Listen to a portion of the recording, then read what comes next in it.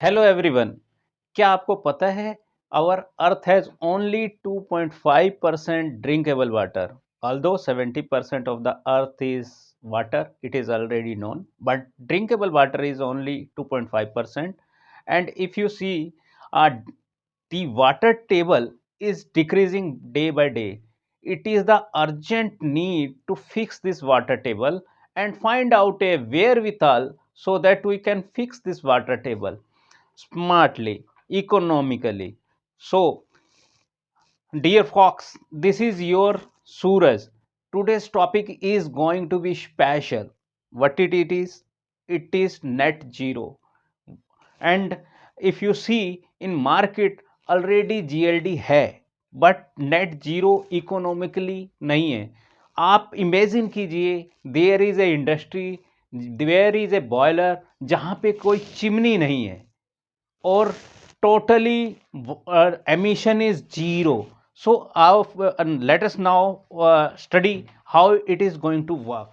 So if you see our why, let us understand first why it is important. Drinking water is scarce and it is depleting day by day. Typically अगर कोई paper industry 450 metric ton paper बना रही है तो इतना पानी वो discharge कर रही है and the costing is 1.67 lakh rupees per day as a fee to the government plus pumping charges. So if you see, वो पेपर इंडस्ट्री की जो वाटर की requirement that becomes 460 MQ per hour. So अब हम ये देखेंगे कि ये 468 वाटर इकोनॉमिकली बनेगा कैसे. अगर हम कॉस्टिंग की पार्ट करें तो गवर्नमेंट को जो फीस जाती है ये टिपिकली वैरी होता है, जगह से जगह वैरी करता है कि कुछ जगह 5 रुपये पर MQ कॉस्ट है, कुछ जगह 10 और कुछ जगह 15 रुपये, डिपेंडिंग अपॉन द क्रिटिकलिटी. इतनी फीस पर डे, इतनी फीस हम एनुअली पे कर रहे हैं गवर्नमेंट को as a. And second charge होता है power extraction. This is going to be this much. And ETP के भी अपने कुछ कॉस्ट हैं, chemical cost, power consumption cost. और आप टोटली अगर देखेंगे, एक 450 टन प्रोडक्शन वाली मिल को 17.5 करोड़ रुपए का एक्सपेंसेस होता है वाटर के लिए, सिर्फ और सिर्फ वाटर के लिए. सो एक और चीज देखेंगे कि ये अगर हमारा कॉस्टिंग, वाटर की जो हमारी कॉस्टिंग अगर 50 रुपये आ जाती है, 50 रुपये आ जाती है और वही वाटर का TDS is less than 50, it is means wonderful water, it is acceptable. Typically earth से जो वाटर निकलता है उसकी TDS रहती है 275 से 300, और वाटर जो डिस्चार्ज किया जाता है टीपी का जो नॉर्म है उसमें TDS की जो फॉर्म है वो 2000 से लेके 2200 mg पर लीटर रहनी चाहिए. और इस हाई TDS की वजह से और क्लोराइड की वजह से ही ये वाटर वापस रीयूज नहीं हो पाता. ETP पानी साफ कर देता है, क्रिस्टल क्लियर कर देता है, पर वाटर में TDS निकाल नहीं पाता, जिसकी वजह से हमें there is a urgent need कि हम कुछ ऐसा सिस्टम बनाए क्या ETP की ज़रूरत ही ना पड़े. हमें ETP में जो अदर एक्सपेंसेस लग रहे हैं वो लगे ही ना, सिर्फ एक टैंक में स्टोर करें, फिल्टर करें और इस सिस्टम के थ्रू फ्लू गैस का यूज़ करके और इस वाटर को रीजनरेट कर सकें. सो फ्रेंड्स, वो scheme we will let you how it works. This is basically a psychrometric phenomena. ये कहता है कि अगर हमारे फ्लू गैस का temperature is 165, then the total quantity of dry air can contain at least 2.6 time of the moisture with it. Similarly जैसे जैसे इसका टेम्परेचर ड्रॉप होता है वैसे ही वैसे ये वाटर कैरिंग कैपेसिटी भी डाउन होती चली जाती है. इसका मतलब है कि अगर this is the scheme how it works. आप अगर देखेंगे, this is our humidifier, this is our dehumidifier. ये ऐसा लग रहा है जैसे कि इवोपरेटर का सेक्शन है, and this is the vapour space side and this is the shell side. So होता क्या है इस स्कीम में, एट जब फ्लू गैस इसमें आती है तो ये वाटर रीसर्कुलेशन होने की वजह, this is the actually the waste water, this is not the clean water, waste water इसमें सर्कुलेट होती है स्ट्रेनर के थ्रू, डायरेक्ट कॉन्टेक्ट की वजह से only clean water is swept away, it gets condensed and this water is taken out. The heat sensible as well as latent heat transfer will result into the water evaporation of other stream. If you see this stream and this stream is totally isolated. So जैसा कि after passing through this cell side, the moisture get condensed and the air still has air becomes little bit dry, it loses its humidity, and again the water is recirculated, it's swept here, then it is swept here, then it is swept here, then it is this way, it is swept, finally it is going to the cooling tower. So there is a no point of installing any chimney.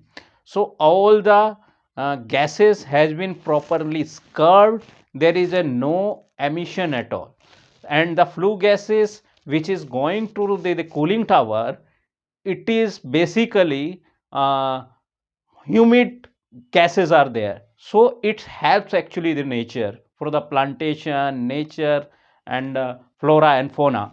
So अगर आप देखेंगे कि cooling tower में से जो water आया वो water actually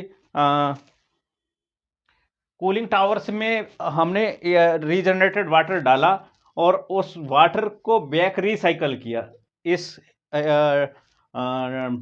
dehumidifier number 8 में। तो डिह्यूमिडिफायर से ये एक इस साइकिल में चला गया और एक स्ट्रीट हमारी इसमें भी जाती है। सो तो मैक्सिमम जो वेपर है और गैसेस हैं that is getting direct contact, so उसकी वजह से कंडेंसेशन की वजह से हो जाता है, और ये कंडेंसेशन का जो पानी रहता है ये this is high quality water, इसमें टीडीएस नहीं है, टीडीएस इफ इट इज है it is less than 50। So ये वाटर पूरा चीपली अचीव कर लिया जाता है। Now let us talk about the sum of the data. So typically अगर हमारा टेम्परेचर 165 है, it will transfer at least 2.6 time the water. So water evaporator will be, अब मैं ये मान रहा हूं कि अगर 400 टन का integrated pulp and paper industry है तो इसको सारे boiler power boiler and recovery boiler की जो गैसेस रहेंगी वो ऑलमोस्ट 200 टन पर आवर से ज़्यादा ही रहेंगी। सो इसका मतलब है कि water evaporated will be this to this, लेकिन इसका 25% ही कंडेंस होगा सरफेस पे। So similarly this condense water will generate this much water evaporation through the cell side of the dehumidifier in the series, because this flue gas has now transferred its heat. Now in the second dehumidifier and humidifier, in humidifier this much water will be evaporated, on the cell of dehumidifier this much water will be condensed, in the cell side this much water will be evaporated. So if you see हमारी water की requirement जो है वो already fulfil हो गई है, हमारा water evaporation capacity is more, we needed only approximately 480 mq 468 and it is achieving the more. So all the salt can be economically taken out and all the water can be generated. So if you see there is no live steam is utilized here. So अगर हम बात करें कि इसका opex कितना आएगा, it is estimated that only 2 kilowatt per metric ton water generated will be the power consumption. If there are some chemicals, it is estimated the cost shall be less than 50 rupees per ton maximum. So इसमें अगर हम capex की बात करें कि capex पैसा कितना लगने वाला है, so पैसा जो इक्विपमेंट में जो खर्च एक्सपेंसेस आएगा, that will be I think what is it is estimated 15 to 20 lakh rupees, but it subject to a lot of drawings and another things. So conclusion, what is the conclusion? Net zero is possible. Net zero means it is not only GLD, it is totally elimination of the pollution through the chimneys, and net liquid discharge will be the zero. So it is assumed that if this technique is adopted, only water consumption per metric ton will be required, only 5 mq per metric ton. So nutshell में हम क्या कहेंगे, this is a wonderful scheme and people should adopt. Why it is so important? Though it is designed for pulp, by focusing pulp and paper industry, but it is applicable to every industry, even power plant also.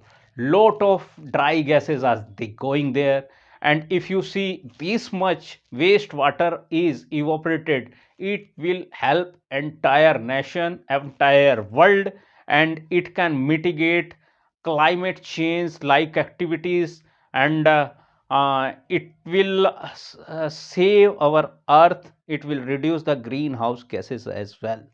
So dear friend, so this was the your net zero. In the coming session we will bring some new videos and new ppts, so we could bring you the new innovation which could help our industry, help to save jobs, industry, and so many things.